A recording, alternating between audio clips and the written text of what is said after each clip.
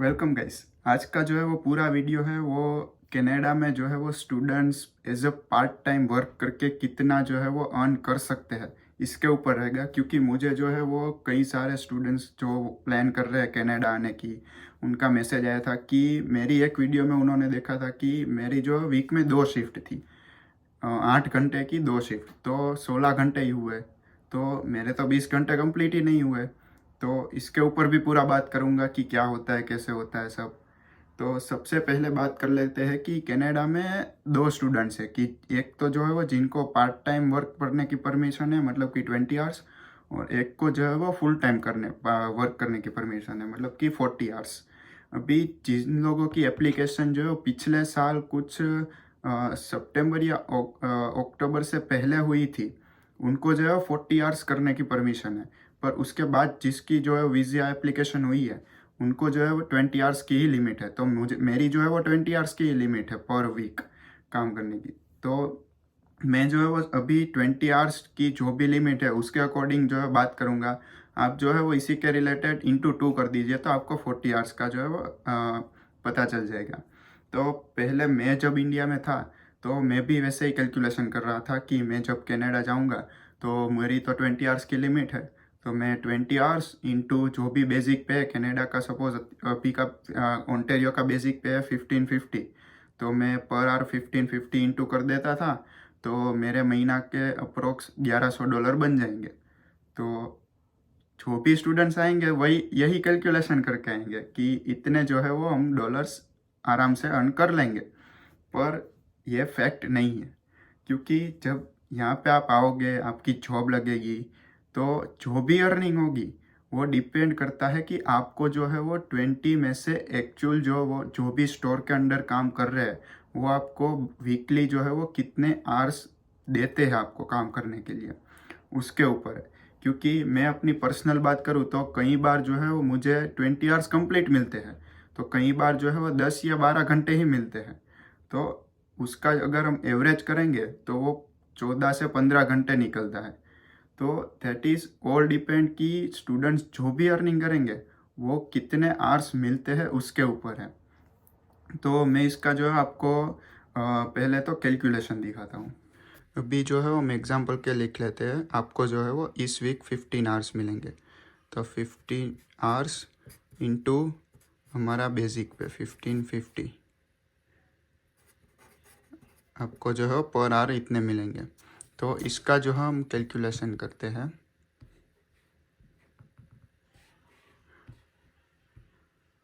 कि 15 hours into 15.50, तो कितने हुए 232। तो हम जो है वो राउंड फिगर लिख लेते हैं 230 CAD पर वीक। अभी जो है वो ये 4 कर देते हैं पर मंथ, तो 230 इंटू 4, सो 920 पर मंथ। अभी ये जो है वो एवरेज जो है वो 15 आवर्स की है ये अमाउंट। अभी आपको जो है वो कई बार 10 मिलेंगे, कई बार 12, डिपेंड्स अपॉन दी स्टोर। अभी इसमें जो है वो टैक्स डिडक्ट होता है। तो ये जो भी अमाउंट आई थी, एक्स अमाउंट की, सपोज जो है वो आपको 15-16 घंटे 17 घंटे की एवरेज मिलती है, तो उसमें जो है वो अप टू $1000 जो आपको अर्न हुए, तो उसमें भी जो है वो टैक्स डिडक्ट होगा। मतलब कि 15.50 आपको जो है वो कंप्लीट पे नहीं आएगा। सपोज अराउंड $14 जो है वो आपको मिलेंगे, बाकी के जो टैक्स कटते हैं।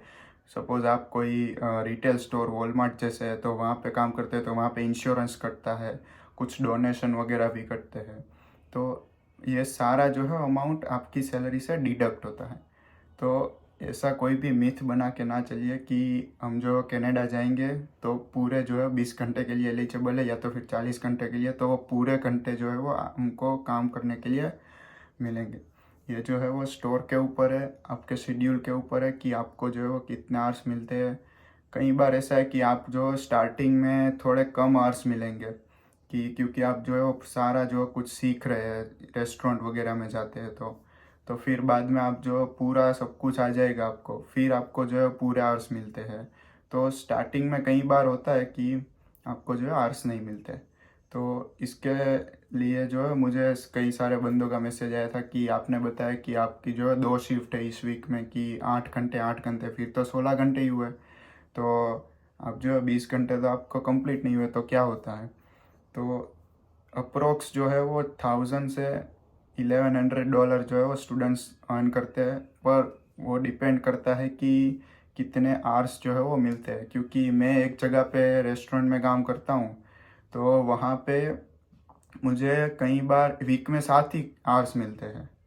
तो दैट इज़ डिपेंड कि फिर पिछले वीक, उसके अगले वीक में मुझे 15 आवर्स मिले थे, उसके अगले वीक में मुझे पूरे 20 आवर्स मिले थे। तो ये डिपेंड करता है कि आपको जो है आवर्स कितने मिलते हैं। तो यही सारा था कि आप जो है वो ऐसे ही कैलकुलेशन मत कर दीजिए। ये रियलिटी है कि जो भी घंटे मिलेंगे उसके हिसाब से ही आपको पे मिलेगा, और उसमें भी जो है वो टैक्स कटेगा। बाकी आपको कोई क्वेश्चन वगैरह है तो मुझे इंस्टाग्राम पे मैसेज कर दीजिए, मैं उसका आंसर कर दूंगा। बाकी मिलते हैं अगले वीडियो में।